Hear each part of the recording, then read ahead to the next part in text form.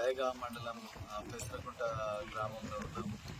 So ఈ పెసరకుంట గ్రామంలో వీళ్ళంతా కూడా పేద దళిత వర్గాలకు చెందిన కుటుంబాలు. దాదాపుగా 14 మందికి 2002లో ఇక్కడ స్థానిక ఎంఆర్ఓ గారు ఈ ప్రభుత్వ భూమిలో మరి ఇల్లు అలాట్ చేయడం జరిగింది.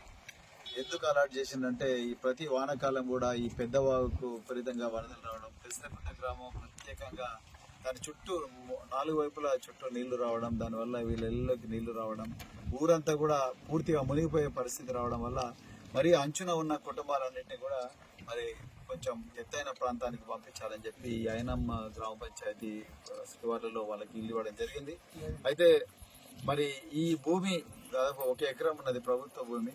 కానీ ఒక 3 రోజుల క్రితం వీళ్ళు కట్టుకున్న ఇళ్లను కూడా ఇక్కడ ఉండే మరి స్థానిక కార్యదర్శి, పంచాయతీ కార్యదర్శి వచ్చి మొత్తం కూడా కూలగొట్టడం జరిగింది బుల్డోజర్. వీళ్ళు ఎంఆర్ఓ మాకు ఇవన్నీ అలాట్ చేసిందని చెప్పినప్పటికీ కూడా కూలగొట్టడం జరిగింది. నేను ఇలా మరి ప్రభుత్వాన్ని అడుగుతా ఉన్నా, అయ్యా ముఖ్యమంత్రి గారు, మరి ఆనాడు బీఆర్ఎస్ ప్రభుత్వం పేదోళ్ల పట్ల దౌర్జన్యం చేసిందని మరి ఈరోజు తెలంగాణ ప్రజలందరూ కూడా కోరే ప్రభుత్వం కావాలి, మాకు ఈ దోపిడీ దొరల దౌర్జన్య ప్రభుత్వం పోవాలని చెప్పేసి కాంగ్రెస్ పార్టీకి అధికారం ఇచ్చారు. మరి కాంగ్రెస్ పార్టీ అధికారంలోకి వచ్చిన తర్వాత కూడా ఈ పేద కుటుంబాల మీద మళ్ళీ అదే దౌర్జన్యాలు కొనసాగుతున్నాయి. మీరు ఒకసారి ఆలోచించాలి.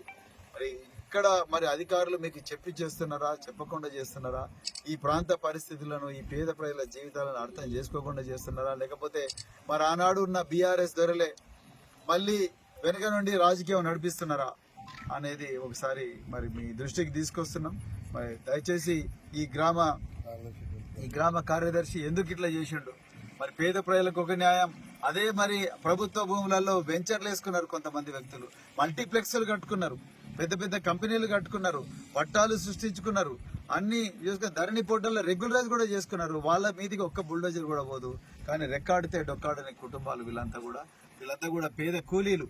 కానీ మరి వీళ్ళ మీదనే బుల్డోజర్లు వస్తున్నాయి. వీళ్ళ కట్టుకున్న ఇళ్ళని గులగొట్టిండ్రు, ఇవన్నీ గులగొట్టిండ్రు, ఇక్కడంతా కూడా చేసిండ్రు, పునాదులు బుడి చేసిండ్రు.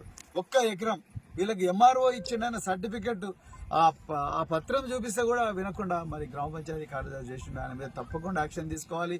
అదేవిధంగా అర్జెంటుగా వీళ్లకు మరి ప్రభుత్వమే ఇల్లు కట్టించాలి. వీళ్ళు ఏదో లగ్జరీ హోటల్ అడుగుతలేరు, లేకపోతే లగ్జరీ హోమ్లు అడుగుతలేరు. ఉండడానికి ఒక జాగా కావాలంటారు, లేకపోతే వాగులలో కొట్టుకొని పోతారు.